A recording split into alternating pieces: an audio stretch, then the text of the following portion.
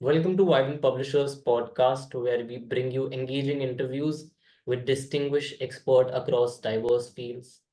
Today's episode holds a special significance as we delve into the profound insights shared in the book India's Road to Transformation, authored by two remarkable individuals, the esteemed Professor Dr. Jagdish N and the late Mr. Gyanendra Singh. This book is not just a testament for their intellectual prowess, but also a legacy left behind by Mr. Gyanendra Singh, who unfortunately passed away just a few days ago. Mr. Gyanendra Singh, former PNG executive and managing partner at their partnering group, had a diverse career spanning the globe. He was a pioneer of category management, and his strategic insight shaped concepts and practices globally. He was also the director of Center for Retail Management at the Kellogg School of Management. Our guest for today is Professor Jagdish Sheth, who is Charles H. Kellstadt Professor of Business at Emory University. With over 60 years of experience, Professor Sheth is a global authority in consumer behavior, relationship marketing, and geopolitical analysis. Professor Sheth is a recipient of the 2020 Padma Bhushan Award for Literature and Education, one of the highest civilian awards given by the Government of India. He has advised major companies and governments, authored influential books like Rule of Three, and founded organizations like the Center for Telecommunications Management. Professor Jagdish, thank you so much for joining us today. Thank you for inviting me. So I would like to begin by asking you to give a brief overview of your book, India's Road to Transformation, Why Leadership Matters, and what motivated you to explore this topic. The change in India is so dramatic, especially since 1991 economic reforms. Basically, International Monetary Fund came and advised them more for privatization, liberalization, and the growth has been spectacular. So India is a very large economy. It has a huge potential, and somebody has to wake up the giant in many ways.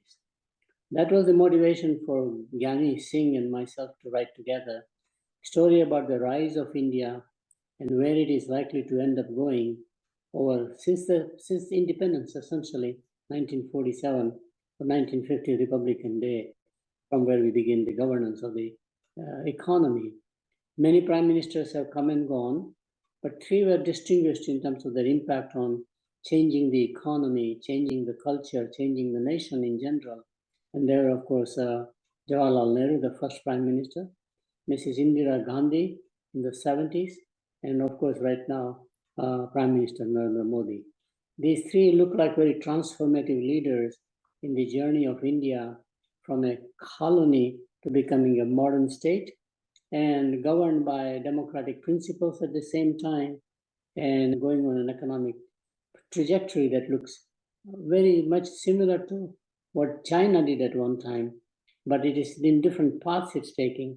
It was very interesting to Gyani and us to figure out what are the different trajectories and the paths that India will take and how will it become one of the major economies in the world, preferably the third largest economy in the world, let's say by 2047. Thank you, sir, for sharing that. Now, the book is more about leadership and less about economics. So, why focus on leadership? Most books that have been written in the past about imagining India, repositioning India, have basically taken an economic perspective. What we found is that ultimately, like in a corporation, what matters is leadership. There are good leaders and there are mediocre leaders. Some are extraordinary. And therefore, we focused on the leadership aspect more than on the economic aspects of access to raw materials, market demand, for example, and all that stuff. And ultimately concluded that what matters most in transitioning the economy is the leadership. In fact, you can reform an economy in 4 or 5 years, but in terms of transforming the economy, takes a long cycle, 15 years or more, and in continuity of a leader is very critical in the process. Right. And in the book, you make a statement that governing a nation is more complex than a corporation. So can you elaborate more on that? There are several reasons for government, managing a government or governing the government is so complex. First of all, there are so many stakeholders, especially in a nation that is highly diverse by cultures, by faith, by traditions, by the belief systems in general. To unite them in some fashion is much more difficult. It's what we call in America, basically, getting the cats together. It's very hard. Second thing is India, people are pretty independent. Each one has their own view. They're strong in their convictions. To convert into their mindset to say, think about the future in some fashion is much more difficult.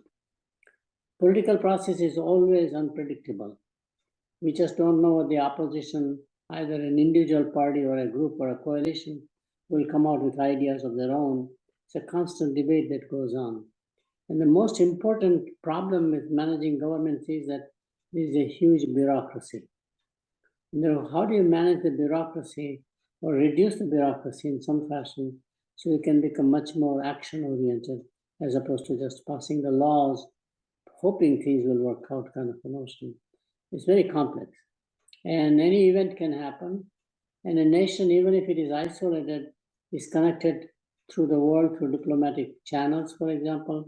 Any event happening in the world can impact you domestically also at the same time. Like COVID, for example. We went through COVID cycle. It was a global pandemic, and doesn't matter who you are, it impacted everybody, impacting you also. So events, we call it a black swan events that takes place. So given all that, managing a nation is a lot more complex in the process. Understood. Now, so I really appreciate your research on transformative leaders, which is fascinating. So what conclusions have you drawn from this research? What we did, Yanni and I, was to do historical research on previous transformations of nations and the role of leadership. And we did in depth, probably about a dozen or so transformative leaders, reading their biographies, people who are historians who have written books about those things. And they ranged from all over, such as Lee Kuan Yew in Singapore, a small island where they were exiled essentially. An island has nothing, no raw materials, no population, nothing basically. And he transformed the economy from a very backward, almost like a typical tropical island doing nothing, into the most modern state. How did he do it? That was the whole point. Not because it can be done. Then on the other hand, you have a very giant nation like China, which was transformed by Deng Xiaoping after the revolution was over, essentially, and it turned out to be a massive change, which made China second largest economy in the world in less than 30 years. We found the same thing in South Korea. South Korea was basically a feudal society with a few large enterprises dominating the country, such as the Samsung, the Hyundai of the world. And the first prime minister there actually came out with a transformative idea, mostly investing in vocational education training to get the country ready for manufacturing. This is a time when it was basically, as I said, a feudal society and pretty backward, more agriculture oriented. So how do you go from an agriculture to an industrial state? And he invested massively in vocational education training, which transformed the nation and globalized it in some fashion, following Japan's example about globalization, export-oriented economy. That worked very well. Then we had, of course, the FDR in America during the Great Depression, where the economy was going downhill, stock market had collapsed, and this just before the World War II was coming in at the same time. And then he came out as a strong leader to transition the economy in a crisis in this case, primarily, which was interesting. Churchill did the same thing in England, for example. And there are many more leaders. We found something interesting, like how Turkey, Ataturk, for example, how he transformed the country to a secular state. Genghis Khan, surprisingly, was a very, very interesting leader. So we got very fascinated about these historical biographies of transformative leaders. And that's how we began to say, is there something common in the transformation process itself? Is there something common among these leaders as their characteristics? That became our manuscript. So we got obsessed about these leaders and what they did. Can we learn from them some sort of a profile of a good leader? And we came out with the following conclusion. First of all, you can reform a nation in 4 to 5 years, but to transform takes at least 15 years of continuity. You need a political stability and a political continuity and a very pragmatic leader. The word pragmatic is very important. In other words, if there is somebody who is ideology driven, it does not seem to do as well, no matter what ideology. It's a faith-based ideology, or communism or socialism as an ideology, capitalism as an ideology. But somebody who is pragmatic in many ways, looking at the reality of the world and the situation and the context, that came out loud and clear among all these leaders. They all were really pragmatic. And the other thing we found is that the leadership also requires execution. They're very quick to execute, action-oriented. That came out loud and clear. So that's the research that we did to identify traits of leadership. Thank you for sharing that and telling us about your journey. Now, in your book about the transformation of India, you focus on three leaders, Jawaharlal Nehru, Indira Gandhi, and Mr. Narendra Modi. In examining the first two cases, we observe instances that posed certain challenges. What factors in your analysis contributed to these challenges? And what, in your view, has played a significant role in the extraordinary success achieved by Mr. Narendra Modi? There were about 14 prime ministers from the day of independence, essentially. And we chose these three because they had greater impact, visibility, everything that you can think about, both domestically and internationally. Jawaharlal Nehru did something very unique, investing in education primarily in two industries, which is basically engineering on the one hand and medicine on the other hand. Ramped up institutions like the IITs and the AIMS, for example, for medical side. Aspired everybody to go into education, higher education, and not in the traditional liberal arts, economics, or commerce, for example, but get into engineering. Created great collaborations. 5 IITs were created by 5 different nations. Soviet Union on the one hand, Germany on the other hand, England, for example, America. It was fascinating to see how we leverage the world in terms of contributing to our education through which we can transform. And the record is fantastic. And yesterday's IIT graduates are all top leaders in the world in many ways. And so we have done a good job. Similarly in medical field. So I think that was a great thing. But unfortunately, it did not turn out to be as positive because economic belief system in his mind was, first of all, capitalism is not necessarily good for the society. Capitalism without checks and balances may be more destructive. So we decided to follow what's known as a Fabian economics, or what we call socialism right now. There's a role of the government in a significant way. In fact, there is a whole theory which Lenin in Soviet Union articulated called the commanding heights. There are certain industries you should never concede to the private sector because they may abuse it in some fashion, may not look at the nations. I think the Fabian economics was the key problem, pretty much. And unfortunately, that did not turn out to be positive for the nation. Thank you so much, sir, for sharing that. Now, my next question is about the demographic advantage of the young population in India and how can leadership engage and empower the youth to actively participate in the transformational journey? I mean, the demographic dividend we talk about is very real, but it is short-lived. Just like China is aging, we will start aging also. It's a question of window of time within which how can we motivate the youth to contribute toward the nation. It's almost like the adage that President Kennedy talked about. He said, don't ask what the nation can do for you, but ask what you can do for the nation. Very brilliant speech that he did, motivating the young people to say, it's your future, you take charge, you contribute, etc. I think that's very key and it's happening.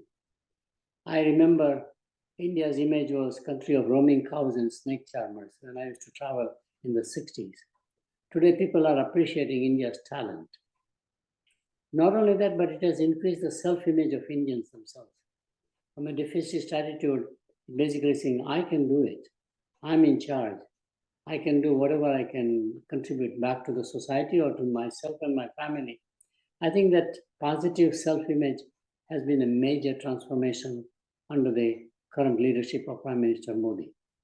And I think that's the one where creating the pride in the nation, creating the pride in who we are and our culture, creating the pride on contributing to our technology in the future, having the interest in education in the process, going to colleges, becoming learned people.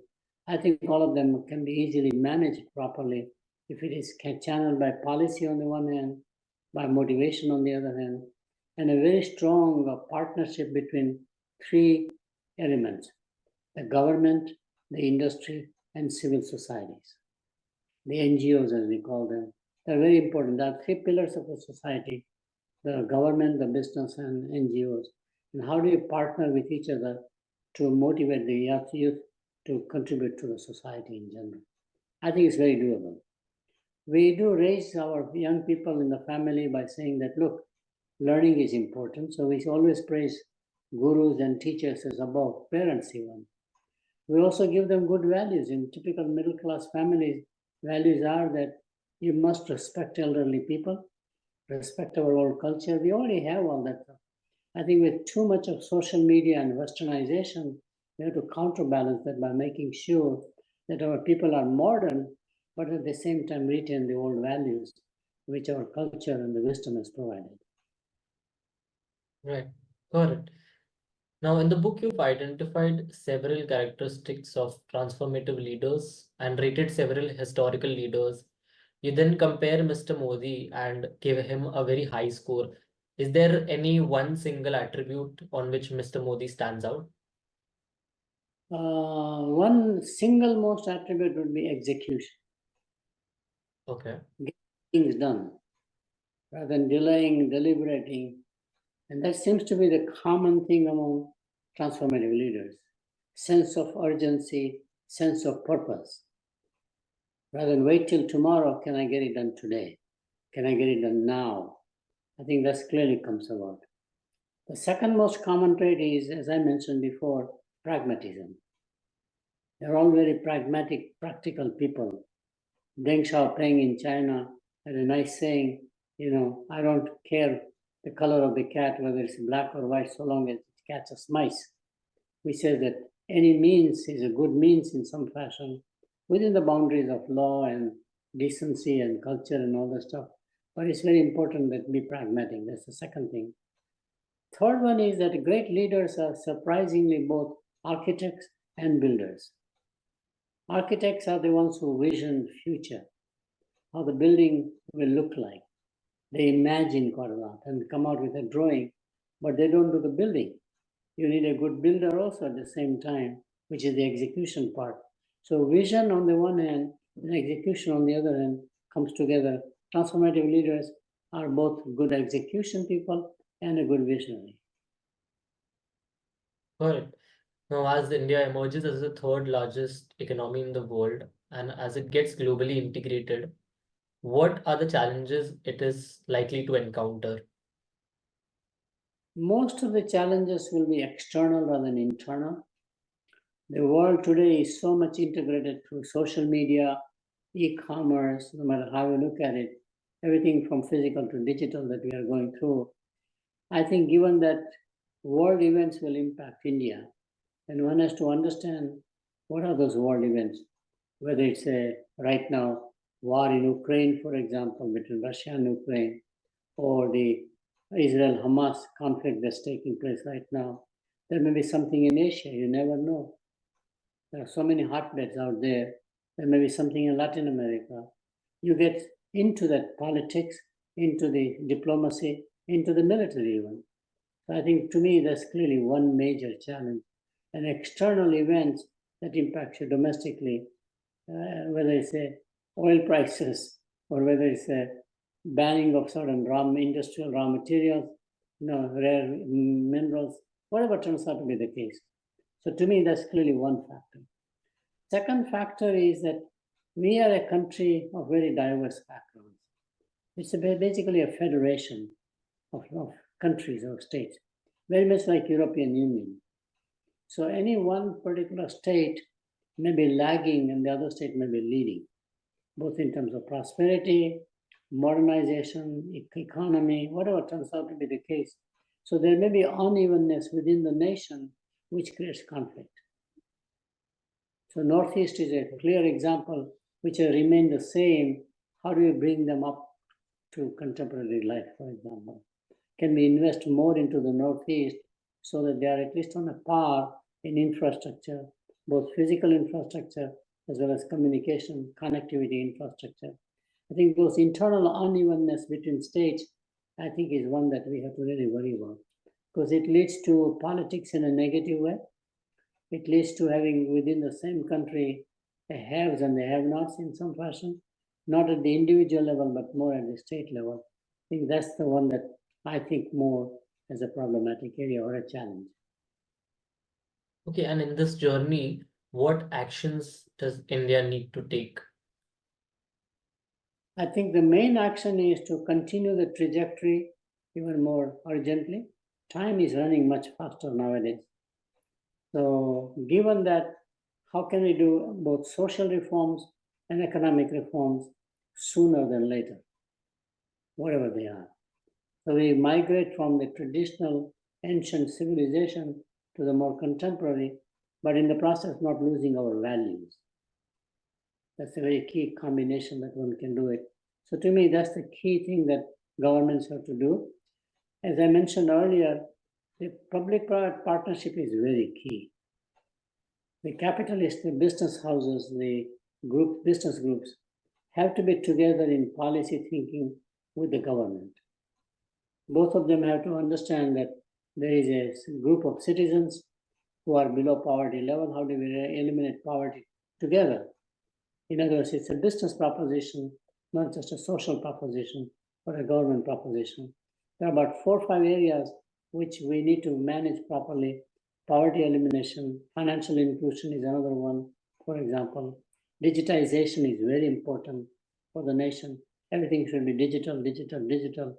So I can give a bunch of examples, but that public-private partnership, along with the NGO partnership, is I'm very strongly believing that NGOs are a huge, huge force that needs to be leveraged properly. They're a great, great societal positive force. How can we motivate them to contribute together in terms of change that we are going through? Understood. And what steps can be taken to further develop and amplify India's soft power globally? I'm sure that is also a part in the journey towards becoming the third largest economy. You're absolutely right. Soft power is becoming increasingly as important as the hard power or the military power. There are several dimensions of soft power. I'm doing research in this area actually. What are the maybe 8-10 dimensions of soft power? Soft power primarily comes nowadays from the diaspora, which people had never thought about that. Indian diaspora is very, very positive. They still believe very strongly in Mother India. I think leveraging the Indian diaspora, organizing that power that they have, especially in advanced countries, although Indian diaspora is everywhere. In Africa, for example, Latin America, Caribbean islands, Asian, Southeast Asia, no matter where you go, you will always find Patels. You'll always find some Indian out there. So the question is that how do we get them going together? Can they have the same vision? And they're very important individuals in their own respective places. In fact, in America, North America, Canada, England, quite a few places, you see that they contribute enormously locally. They're highly admired. They're considered global citizens in many ways, positive citizens for the society. They are welcomed generally. So how can we use the diaspora as a significant power base? I think soft power. Second soft power is through tourism. If Indians travel abroad and other people come to India, they suddenly realize the ancient civilization. How can Egypt does a great job with the pyramids. People then begin to think about the country in a different way. So to me, some sort of a people-to-people exchange is very important in terms of a soft power, whether those are students coming to study or those are in fact tourists or visitors, whatever you do, that's the second major area. The third area of soft power that people have not thought about is the creating brands and products out of India which are world class. This is how the soft power of Japan came in. When Japan invested in quality assurance, come out with world-class brand names such as Toyota on the one end, to Sony on the other end, and I can give you a dozen names: Mitsubishi, Mitsui, Sumitomo. These are all giant corporations. But they invested as a nation on quality assurance. You would not allow that. To me, I think creating Indian brands that are globally admired is very important. I mean, we're already seeing that UPI is a classic case right now as a government initiative, but can the private sector come out with making in India by Indian manufacturers who sell abroad where people admire the country, the place? America came out that way at the end of the 1800s, early 1900s. American innovated very well, invented well, commercialized great product categories. People began to admire. Then Japan did the same thing. South Korea did the same thing. Today, people like Hyundai as an automobile. They like LG as a television, consumer electronics, and Samsung, for example, and for everything. So just as what Japan did, South Korea did, and China is doing right now, I think we have to have our Indian houses come out with brands that are world admired, not just in India admired, essentially. To me, and it's happening. In many industrial product categories, they are very well respected. Carbon black, Aditya Birla Group is dominating the world. Mahindra in tractors, for example. The rest of the world says this is a good quality product. So to me, branding of your nation's made in India product, having worldwide admiration is very key soft power. I can go on with many other. Of course, we do have the traditional soft power of UNESCO heritage sites, ancient civilization, the relics of the past, all of that can be there, but I think these are the newer ones. The other soft power that has happened out of nowhere, which we all admire how quickly it happened, which is where the execution skill of the leader comes in, which is to have an international yoga day. Yoga as a practice now is worldwide. In June, when they have it, the yoga day, every country participates. Not only that, but in many advanced countries, they are now having yoga and meditation as a part of the class curriculum at the elementary school, not even high school or college. Yoga is no longer just an Indian faith in some fashion, it's just a practice. It's more secular in the minds of the people. And how can we create ideas like that from the ancient Indian wisdom? There are quite a few areas like that that one can actually promote abroad. Spirituality is another one, for example. People are looking for meaning inside, which is where Eastern cultures are very good. They say reflect yourself inside, not outside in many ways. And that tradition has so much wisdom that one can easily make it global in terms of its scope and influence or impact. Well, thank you so much for sharing your insights on soft powers. Now, my final question to you is, what advice would you give to the current and future leaders in India based on your research and insights from writing this book? Probably 3 points that comes about. One very important one is execution. Second one is digitize. Let's switch over from verbal communication or written communication to the digital communication. So transactions are recorded.